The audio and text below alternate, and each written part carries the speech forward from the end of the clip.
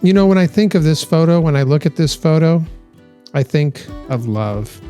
This is the moment of love.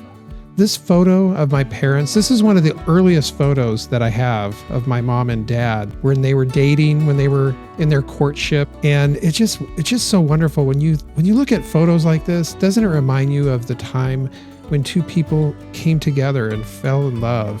When I look at this photo here of my dad, so young, and with my mom, they met in a ballroom, and that love connection transposed to having relatives and children and friends all around them throughout their life to support them and nurture them along their way. Mom was pretty wild. They say she had some wild side to her, and my dad was the one that kind of calmed her down. And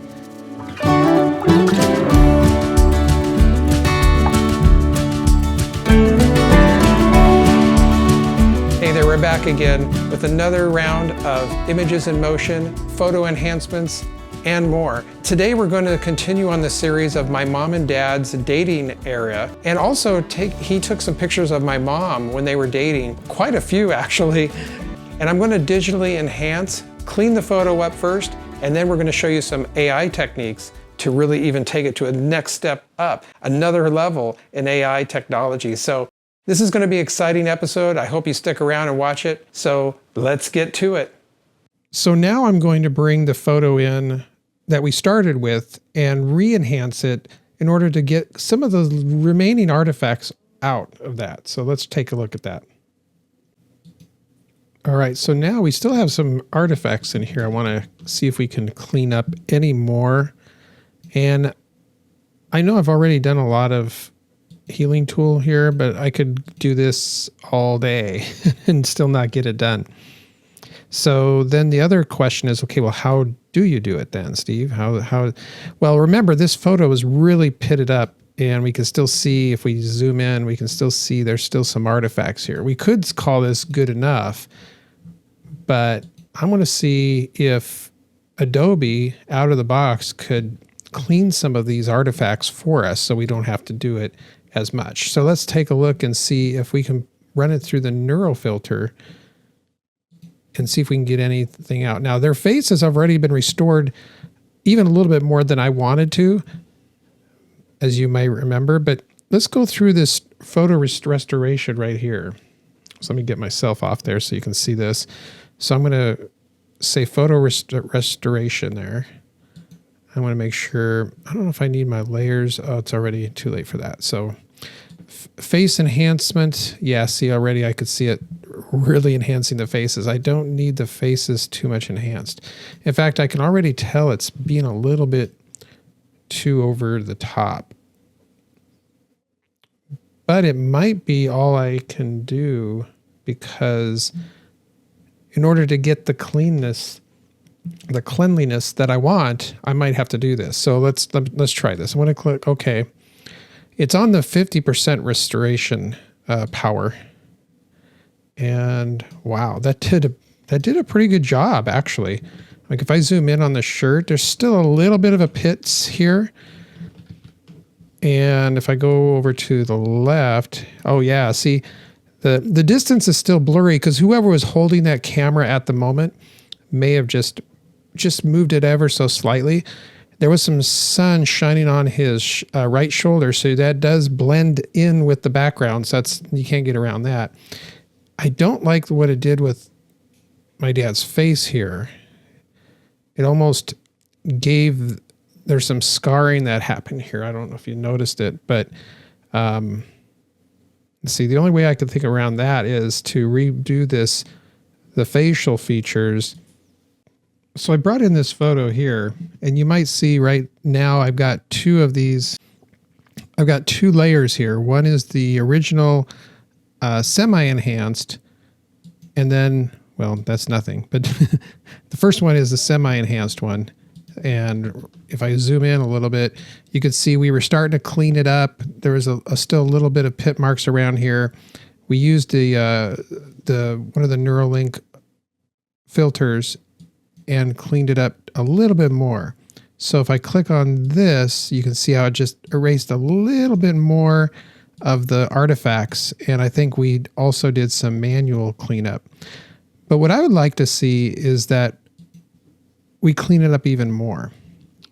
And so if I run this through the neural filter one more time, we should be able to see some sort of transformation here. So I'm going to run it on this current photo. I'm going to create a new layer, and I'm going to do the photo restoration, but I'm not going to do it on their faces because I think if you do too much, it'll become too artificial. Now, that actually doesn't look too bad, but I'm going to, let me try this. The thing is, if you go too much, the faces start looking a little bit wonky like we saw earlier. So I think on this one, I think that might be a lot better here. The scratch reduction, I'm going to put it up to 15. Saying there's 2 seconds left, 1 second left. Yeah, right. It's actually more like probably 15, 20 seconds. I can't believe I'm even saying that, right? I mean, there's no reason to complain. This is pretty awesome that it can do this for us. So I'm just going to see if it can actually detect that scratch right here. It's almost done. Yeah, it didn't really take that away. But that's okay, because we can get rid of that ourselves. Let's see what this looks like. I'm going to say okay. Oh, it did actually clean it up. It just wasn't showing it to me in the preview. Wow. Okay, so here's before, and there's after. Okay, so it did clean up that scratch. Look at that. So there's a scratch on his pants right there. The first one was really noticeable. The second one was less noticeable. This one's almost non-existent. You can't even see it anymore. And it still kept some detail. It did lose some detail in the background over here on the left-hand side next to his right wrist. But it took a lot of the artifacts out. It smoothed it out a lot without me even having to do anything. You could see that I just clicked a button. I'm a little bit cautious on the faces, a little bit.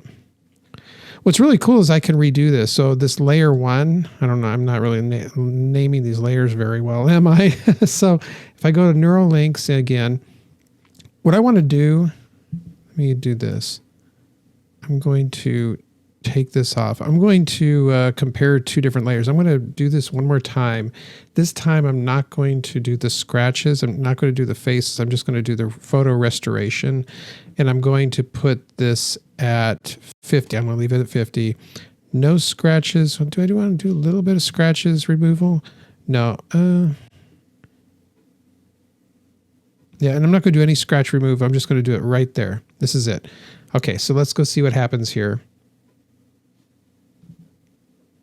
It's processing on device. Okay, so I'm going to say, okay, make a new layer.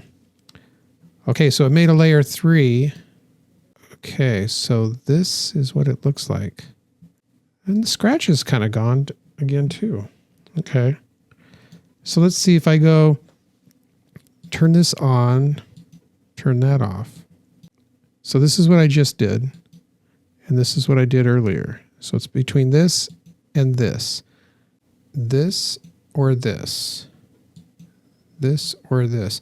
The only difference I see, the background is about the same. The scratch even came out of the other one, even though I didn't put scratch a scratch of any power. Like so what I'm noticing is here is that this one, the one that we did earlier, well, this one actually, because we enhanced the faces just slightly, this one looks more realistic to the original photo and totally cleaned up, whereas this one looks a little bit more clearer on the faces.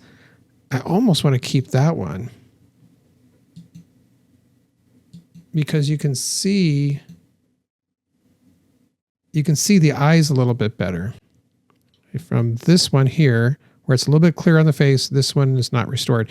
So I'm going to do this. I'm going to save this, and I'm going to save it as, right now it's a TIFF file. So by the way, rule of thumb here, whenever you're saving a TIFF file, you can save these TIFF files and they will actually restore or save all of the versions of the photo that you just took because they're a tag image format. And what that means is it's kind of like Photoshop, where when you save a Photoshop file, it saves all of the versions of your photo. This is saving that version of your photo. So, yeah. Anyway, so what I'm going to do is I'm going to save it as, I'm not going to save it as a TIFF, though. I'm going to save it as a JPEG and, a Photoshop file. And then we're going to go from there. All right, so once again, we are seeing both photos. The one on the left is without the photo enhanced, but it's re-enhanced. The one on the right is photo enhanced. So if I zoom in on these, you can see the one on the right has a lot of facial features. The glass is a little bit clearer. This here, it's almost like you don't see the glasses though on this one. This one is kind of obscured as well. But overall, I think this is a really good picture. And if we wanted to color enhance it, we can do that as well. First, we have to make sure the mode is set to RGB.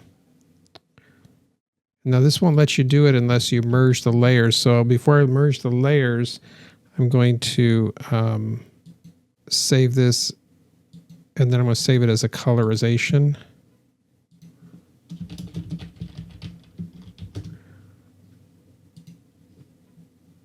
And I'm going to change it to mode RGB. Merge those layers. Now it's all one. Go back to neural filters. Then we're going to go up to this one up here, over there, where it says colorize.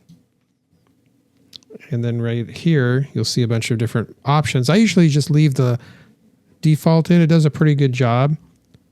And this time it actually even gave some, before his hand was looking real dark because it was a shadow, but now it's given a little bit of flesh tone to his hand.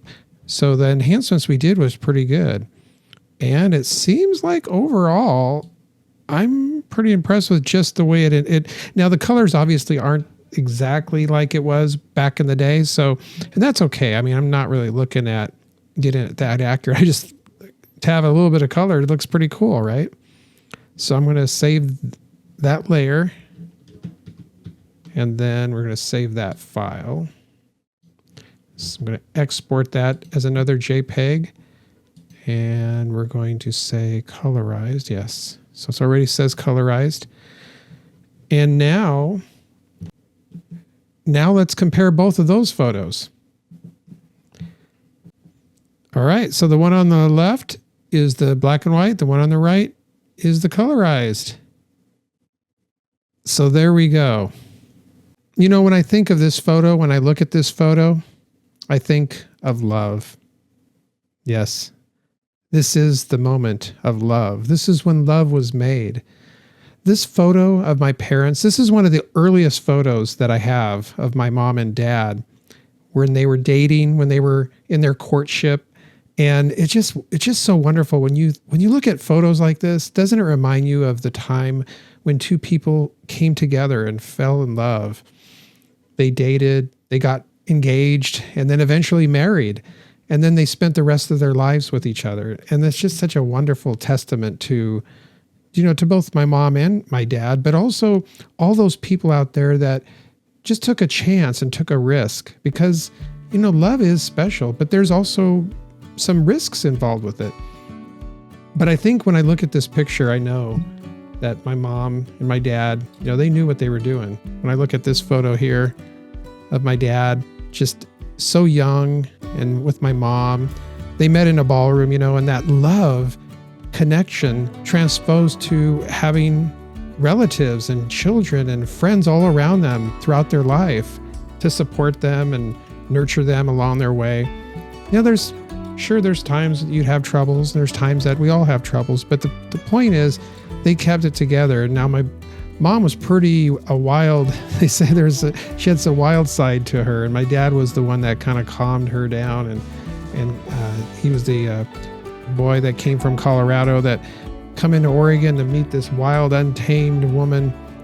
And so, but there they are, and they fell in love, and my mom married him, and then they went on to California. There's a whole story about how eventually they she ran away or something like that. She got cold feet, ran to California, and then they got married. Anyway, well, I hope you enjoyed this video. If you did, click the like and subscribe. And if you have any other stories like I do about how did your parents meet? Was there any interesting stories about the way they met? My mom and dad met in a ballroom in downtown Portland that loved to dance. And we didn't see that much of that when we were growing up, but we know that was a history. So it was kind of a coming together of love and dance and togetherness. Anyway, all right, well, take care until the next time. This is Steve Klein saying live life to the fullest, and I'll see you in the next video. If you like this video, leave a like and a subscribe, and also leave a comment in the comments section below. Let me know what you thought. And if you're interested in another photo restoration where I restored some photos where my mom and dad were dating back in the 50s, check this one out.